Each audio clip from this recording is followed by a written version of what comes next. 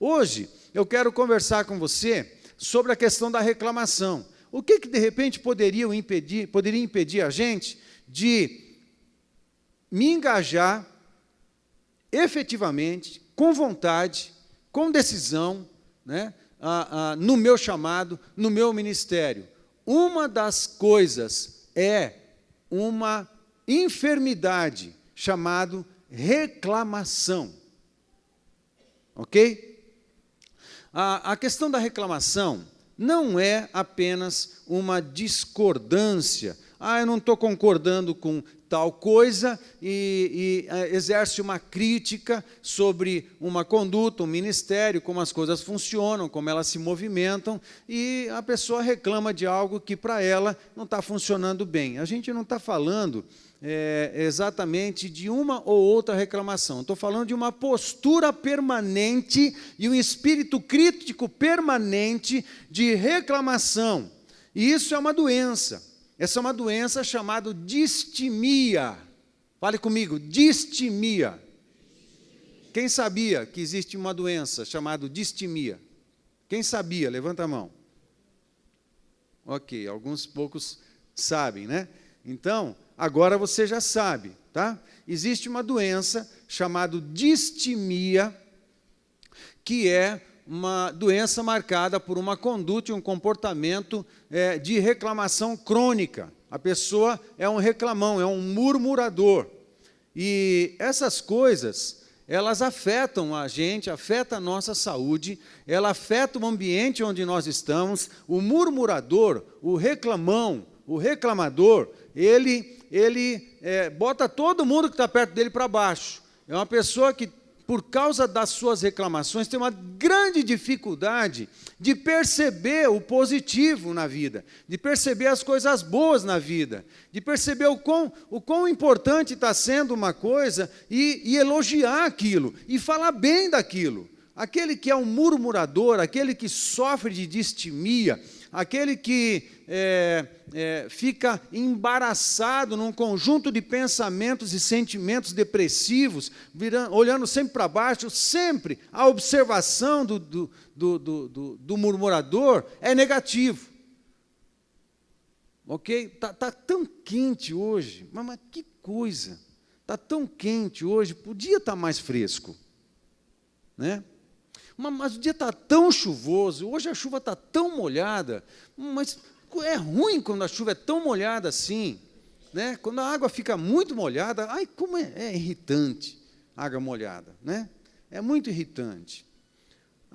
Mas o frio, mas está tão frio, mas que coisa, a gente não tem blusa que resolva uma coisa dessa. Mas o trânsito é uma doideira, é um instinto, é uma inclinação para a reclamação. E isso é crônico. Quando a gente sabe que é crônico, é quando o nosso cérebro, ele funciona assim automaticamente. Sempre o primeiro impulso dentro de nós é para a reclamação. Não importa o que aconteça, o primeiro impulso é para a reclamação. Quando isso está acontecendo, é porque já provavelmente tenha se instalado a enfermidade da distimia. A distimia é um tipo de depressão, ok? É um tipo de depressão leve, não tão agressivo quanto a depressão propriamente dito, mas é um tipo leve, mais light de depressão, mas que enferma a estrutura dos neurônios do cérebro e marca com uma deformidade as estruturas neurais, ela deforma as estruturas neurais do cérebro, fazendo com que o cérebro funcione só dentro da programação da reclamação. Então, o teu cérebro está ensinado, ele está marcado, está deformado para funcionar assim. Cada vez que tem uma informação nova no cérebro, o cérebro já funciona automaticamente para lançar o pensamento seguinte num quadro de reclamação. Isso é distimia, isso é doença e tem tratamento. O problema é que a pessoa com distimia, a pessoa que é um reclamão inveterado, ela acaba se enfermando, afetando a sua própria saúde cada vez mais. porque a questão da reclamação, ela vai aumentando, vai intensificando a deformidade neural, e a tendência para a reclamação vai aumentando e intensificando cada vez mais. Há um outro problema, porque esse quadro de depressão, esse quadro de reclamação, acaba afetando, evidentemente, o ânimo pessoal para reagir às informações, aos desafios diante de nós. Então, diante de um desânimo, diante de uma tristeza, diante de um abatimento, diante das informações, dos desafios que se apresentam diante de nós, os mais simples ou os mais complicados, a minha tendência é a procrastinação. Eu evito, eu adio o que está diante de mim, porque eu estou enxergando e analisando toda a realidade, enxergando o conjunto de novas informações e novos desafios diante de mim do ponto de vista negativo. Ou vai doer, ou vai demorar demais, ou eu vou me entristecer, ou não vai dar certo. Ok? Essa pessoa também, ela entra num quadro emocional de baixa estima, de desvalorização. A autoestima dela fica muito baixa, e ela entra num ciclo de reclamação, autocomiseração e falta de atitude.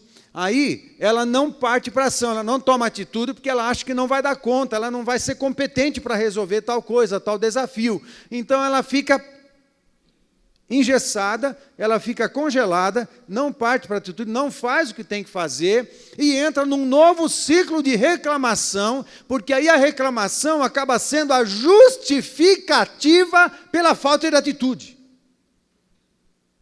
Amém, gente? Aí entra num novo ciclo de reclamação, porque aí a reclamação, primeiro, fruto da deformidade, não vai dar certo, não vai dar certo, não vai dar certo. Lá na frente, ela acaba sendo a justificativa da falta de atitude, né? A reclamação. Agora, esse é um problema que pode ser físico, neural, é um problema que pode ter também origem nas emoções psicoemocionais, mas também espirituais. A reclamação. De alguma forma, isso é pecado. Porque a presença de um instinto reclamador, um instinto murmurador, é o avesso da gratidão. A pessoa ou tem um espírito grato, ou ela é um murmurador. Se ela é um murmurador, ela provavelmente está adoecida por causa disso, e ela acaba sendo um transferidor, ela vai transferir, né, doença e tristeza, e reclamação, vai deixar o negócio pesado, o clima pesado com quem está perto dela. A pessoa que é grata, que é para cima, ela não é só porque ela é de um jeito ou é de outro jeito, não. É como ela aprendeu a funcionar, é como ela corrigiu as estruturas de pensamento, ela aprendeu a pensar diferente. Amém, queridos? E pratica isso e se corrige. Isso é físico.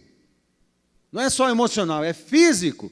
Aí, a pessoa que é grata, a pessoa que está bem consigo mesma, a pessoa que, mesmo diante de lutas e problemas, ela não fica pondo a culpa nos outros das coisas, essa pessoa, ela transmite graça em quem está perto dela.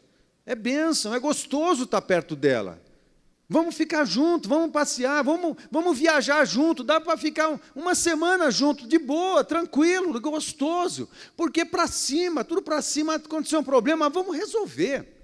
Para todo problema tem uma solução, fala comigo, para todo problema tem uma solução. Ponto final. Qual é o problema?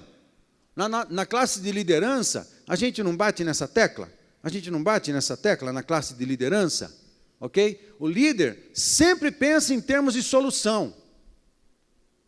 A gente não pensa da ótica do problema, a gente pensa da ótica da solução. Amém, queridos? Isso é um ensino para todos nós. Nós não podemos pensar a vida e pensar as coisas ou os desafios do ponto de vista do problema. Eu penso do ponto de vista da solução. Preciso ir para o médico, vamos para o médico. Amém? Precisa ir fazer um exame, vamos fazer o exame. Precisa resolver uma questão com um credor, vai resolver o problema com o credor. Tem que se movimentar, vamos pensar em termos de solução. Sempre assim, amém? Para cima o negócio. Agora, a distimia, a pessoa que é um reclamão, é murmurador, ela entra num ciclo de enfermidade, que ela fica enferma e transfere essa enfermidade para outras pessoas também. Vamos assistir um vídeo? Eu quero que você preste atenção no que esse vídeo vai falar. Não é um vídeo cristão, mas ele fala de ciência. Ele fala de como o nosso cérebro funciona, ok? Como a nossa rede neural funciona diante de um estado de gratidão ou diante de um estado de reclamação. O vídeo todo é do ponto de vista positivo, então ele está falando dos benefícios da gratidão no nosso cérebro e no nosso organismo. Agora preste atenção, porque você pode fazer a aplicação contrária, ou seja, o contrário disso, o contrário do que esse vídeo vai estar falando, pode acontecer também e vai acontecer do ponto de vista negativo, afetando as pessoas. Roda o vídeo, por favor. Constantemente verificamos pessoas pensando em como será o seu futuro, criando expectativas e sonhos naquilo que pretendem conquistar. Muitos pensam nos seus ganhos materiais, nos bens que querem acumular, nas suas conquistas de felicidade e harmonia na vida. Pensar em nossas metas e objetivos requer estratégia e deve ser feito de modo certo, pois precisamos fazer isso sempre de forma neurologicamente correta. Se formos solicitados a fazer uma lista dos nossos sonhos, uma lista onde tudo é possível, colocaremos muitas coisas que sonhamos e desejamos, acreditando que seríamos mais felizes e realizados se conseguirmos alcançar essas metas. Mas você sabia que existe também uma necessidade de fazermos uma outra lista tão poderosa quanto a dos nossos sonhos? Essa lista não é sobre o que queremos conquistar, mas sim uma lista sobre o que já na verdade conquistamos e realizamos. Estamos falando de uma lista de gratidão. E acredite, isso, neste contexto, não tem relação com religiosidade ou fé, e sim com um mecanismo cerebral de muita importância para que a sua lista dos seus sonhos seja mais facilmente concretizada. A neurociência explica a ação da gratidão no nosso corpo. Quando geramos sentimentos de gratidão em nossos pensamentos, passamos a ativar o sistema de recompensa do cérebro, localizado em uma área chamada núcleo accumbens. Este sistema é o responsável pela sensação de bem-estar e prazer do nosso corpo. O sistema de recompensa do cérebro é a base neurológica da satisfação e da autoestima, e a gratidão exercitada estimula a ação dessa área. Quando o cérebro identifica que algo de bom aconteceu, que algo deu certo, que fomos bem-sucedidos ou que existem coisas na vida que merecem reconhecimento e somos gratos por isso, há uma liberação de uma substância chamada de dopamina, que é um importante neurotransmissor, ou seja, uma substância que transmite mensagens entre os neurônios, cujo mecanismo de ação inclui ativar os receptores dopaminérgicos que identificam a presença dessa dopamina deste núcleo accumbens. A dopamina ativa então essa região e aumenta sua sensação de prazer.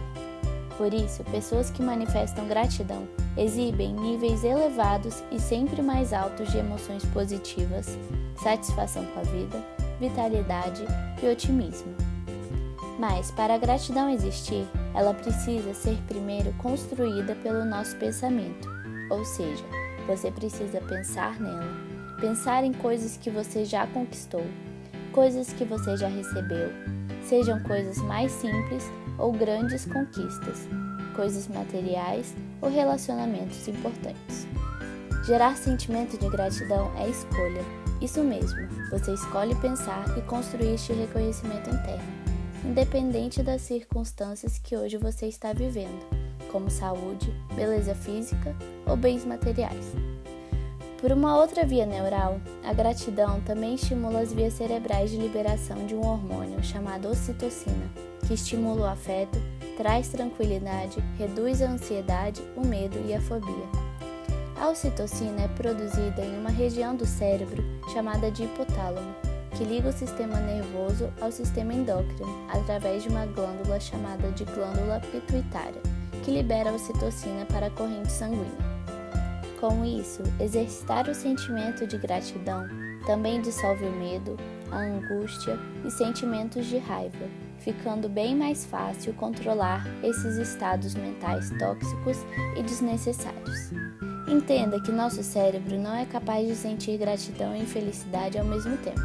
Então, ocupe seu espaço cerebral com sentimentos diários de gratidão, permitindo a superação dos obstáculos que se colocam em seu caminho, facilitando que suas metas e conquistas possam ser mais facilmente alcançadas. Para fazer seu dia começar de maneira positiva, pela manhã, ao sair de casa, experimente ir pensando nos diversos e muitos motivos de você ter gratidão. E termine seu dia refletindo. Quais foram suas realizações de hoje que lhe deram prazer? Quais pessoas que cruzaram seu caminho hoje e lhe ensinaram algo? Pense em gratidão, exercite a gratidão. Faça essa experiência neural tão poderosa e se surpreenda. Mude sua vida e transforme-a em uma vida abundante e feliz. Neurociência Coach, a neurociência e a inteligência emocional no coach. Tudo bem, gente? Ajudou esse vídeo? Ajudou a dar uma compreensão melhor a respeito do poder da gratidão em nós? O poder que a gratidão exerce de cura e de saúde mental na nossa vida e como isso afeta nosso corpo. O contrário disso é doença. Amém? Vamos para a palavra de Deus. Olha como a palavra de Deus, quando orienta a gente a sermos gratos por tudo, sermos gratos por tudo. A Bíblia está falando de cura. A Bíblia está falando de saúde. Não é algo fictício, não é um exercício somente de pensamento, não. É algo real. Se a gente está debaixo de muitas lutas, e o exercício aqui orienta a gente a pensar em algo que nós já conquistamos, para nos alegrarmos e sermos gratos, para ativar esse processo todo de cura e de saúde dentro de nós. Qual é o maior de todos os presentes que nós já temos na nossa vida que vale para a eternidade? Qual? A salvação, queridos. Nós íamos para o inferno e Deus mudou a nossa história. Nós já temos a salvação. O que passar disso é lucro, amado. Não é isso, Mané? Estava conversando, né? Outro dia a gente estava falando disso, né? Meu Deus, eu não conhecia Deus. Aí Deus me alcançou com o Evangelho e hoje eu sou filho de Deus. O que eu quero mais? O que passar disso é lucro, é bônus. Porque a coisa mais importante nós já temos. A hora que você não tiver nada, está dando tudo errado na sua vida, para e pensa no maior dos presentes que nós já temos, no maior dos dons que nós já recebemos, na garantia da eternidade que nós temos no amor e na pessoa do nosso Senhor Jesus Cristo. E agradeça. Amém, queridos? Agradeça por isso. O resultado da gratidão e da fé, baseado em Romanos capítulo 5, abre a tua Bíblia lá, Romanos 5, de 1 a 5, o resultado da gratidão e da fé em nós, o exercício da fé e o exercício da gratidão, é uma experiência com o derramar do amor de Deus e de seu Espírito. Agora, o resultado da reclamação é doença, derrota e falência. O resultado da reclamação é doença, derrota, falência. Mas o resultado da fé e da gratidão, do exercício da fé e da gratidão, é uma experiência com o derramar do amor de Deus e com o derramar do seu Espírito. Romanos capítulo 5, de 1 a 5, diz assim: justificados, pois, mediante a fé, temos paz com Deus, por meio de nosso Senhor Jesus Cristo. Lembra que quem está escrevendo isso aqui é o apóstolo Paulo. Ele está sendo perseguido por morte. Ele está preso, provavelmente, antes de ir para Roma, ele está escrevendo a carta aos romanos, ou seja, ele não chegou lá ainda. Ele está num momento depois da sua terceira viagem missionária, e ele já tinha uma palavra de morte sobre ele, ele fez uma apelação, e por causa dessa apelação para Roma, porque era cidadão romano, ele está em viagem para Roma, ele demorou em torno de uns 4 anos para chegar até Roma, pouco menos. E quando ele está nesse momento, antes de chegar para Roma, depois da terceira viagem missionária, ele escreve. E ele está com soldados, ele está escoltado o tempo inteiro, ele está preso, a sua liberdade foi cerceada, ele está debaixo de opressão, ele apanha. Paulo apanhava muitas vezes, né, como prisioneiro de Roma, perseguido principalmente pelos judeus, mas era essa a situação dele. E ele escrevendo a carta aos romanos, ele é um condenado. Agora, ele é um condenado. Segundo Roma e segundo os judeus, agora ele é um condenado. E esse condenado, ele está escrevendo assim: justificados, pois, mediante a fé, temos paz com Deus, por meio do nosso Senhor Jesus Cristo, por intermédio de quem obtivemos igualmente acesso, pela fé, a esta graça, na qual estamos firmes, e gloriamo-nos na esperança da glória de Deus. E não somente isto, mas também nos gloriamos nas próprias tribulações. Amém, queridos? Se gloriar naquilo que é certo e é bom e já está realizado, já é bênção, está tudo, é fácil. Agora ele está dizendo o seguinte: mas também nos gloriamos nas próprias tribulações, sabendo, o que ele sabe? O que ele sabe que faz ele se gloriar diante das tribulações? Sabendo que a tribulação produz algo. A tribulação produz perseverança, e a perseverança, experiência, e a experiência, esperança. Ora, a esperança não confunde, porque o amor de Deus é derramado em nosso coração pelo Espírito Santo, que nos foi outorgado. Por isso, o resultado da fé e da gratidão, mesmo diante das tribulações, será uma experiência do derramar do amor de Deus e da presença do Espírito Santo na nossa vida. Amém? Agora, esse processo, essa caminhada, esse trilho, desde a tribulação até a experiência com o amor, não acontece se a pessoa for murmuradora. Como eu sei, evidente, ele está dizendo aqui no verso 3, que ele se gloria nas tribulações. Agora, o que é se gloriar nas tribulações? Não é se exaltar, não é se auto-exaltar.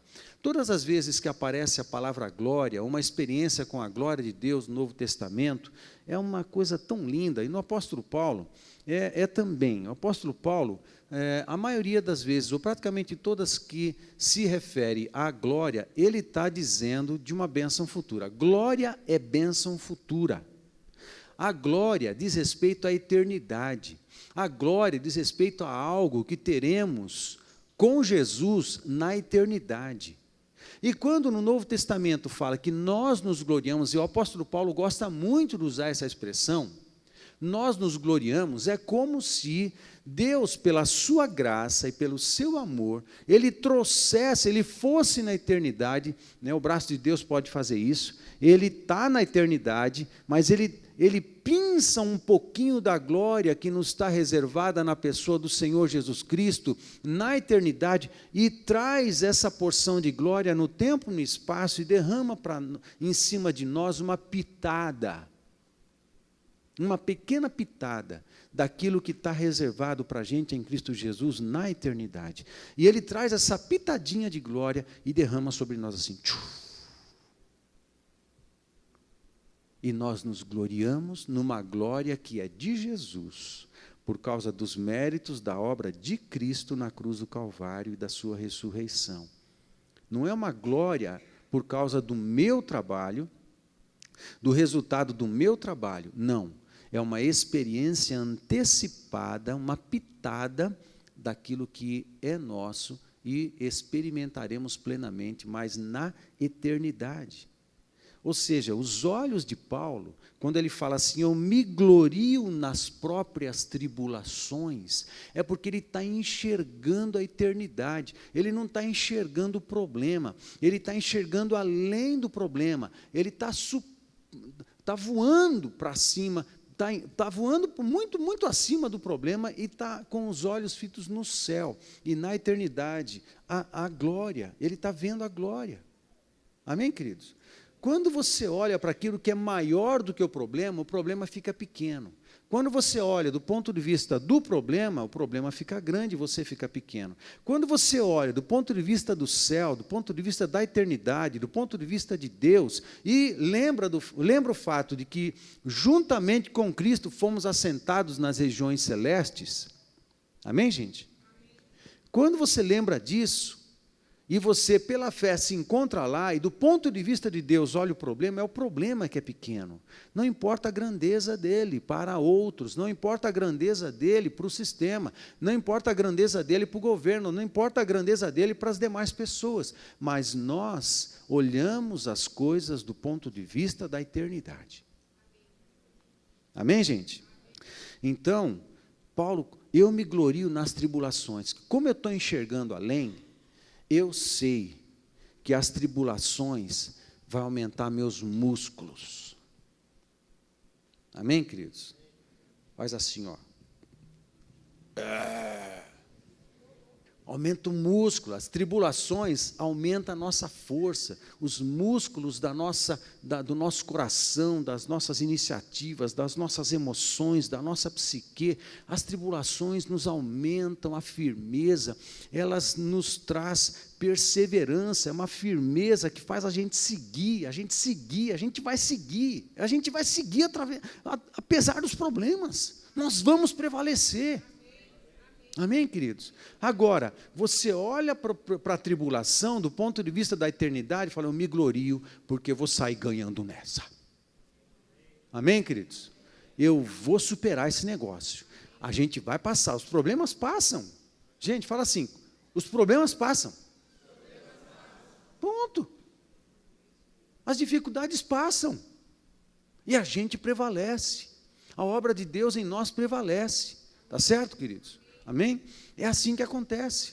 Isso vai produzir perseverança na gente. E com a perseverança, um conjunto de experiências na nossa vida, que vão nos amadurecer, um conjunto de experiências com o poder de Deus, e essas experiências com o poder de Deus vai nos fortalecer a esperança também, vai nos aumentar a esperança, vai fazer a gente contemplar o céu, a eternidade, o poder de Deus e aumentar a nossa esperança nessa vida.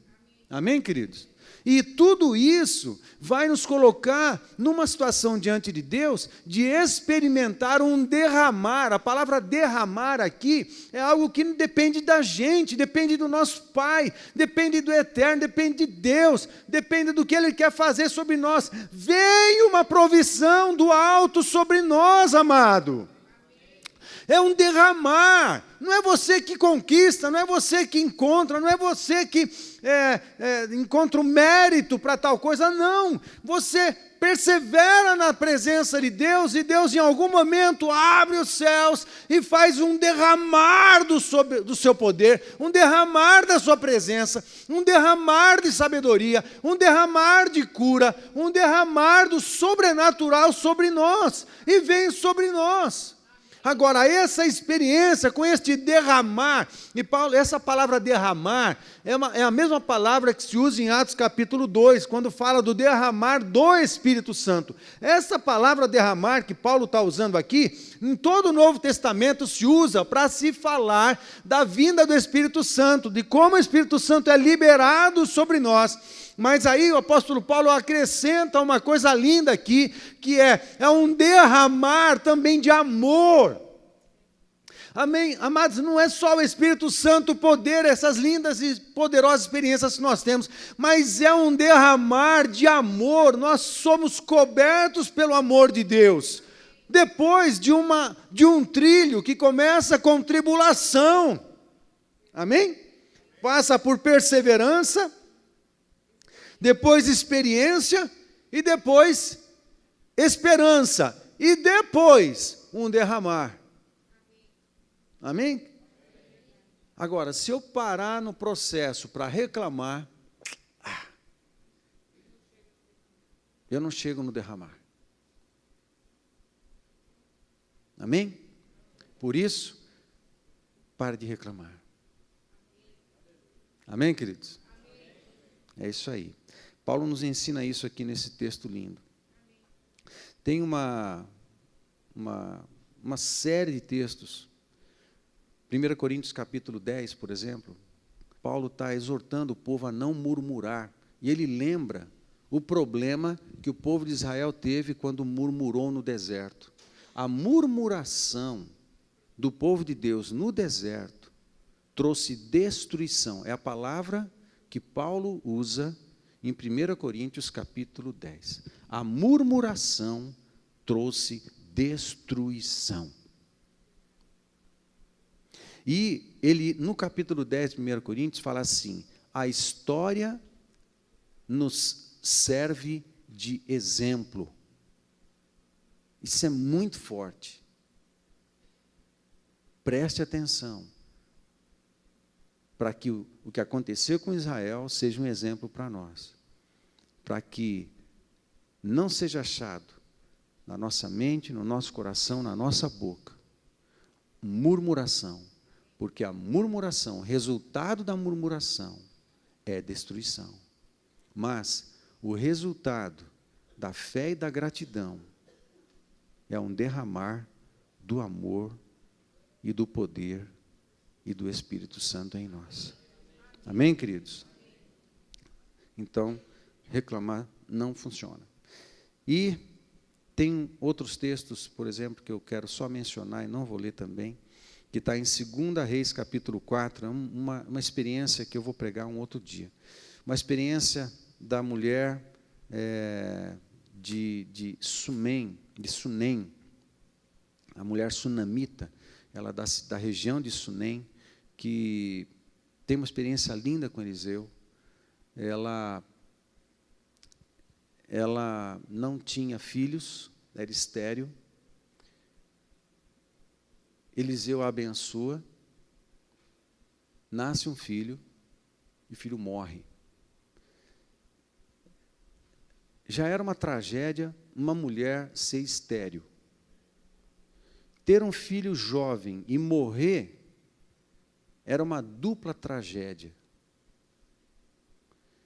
E a vida dessa mulher de Sunem nos ensina muita coisa. E eu vou falar sobre isso domingo que vem. Amém? Hoje não. Hoje, o que deve sobrar para nós, antes da gente cear juntos, é que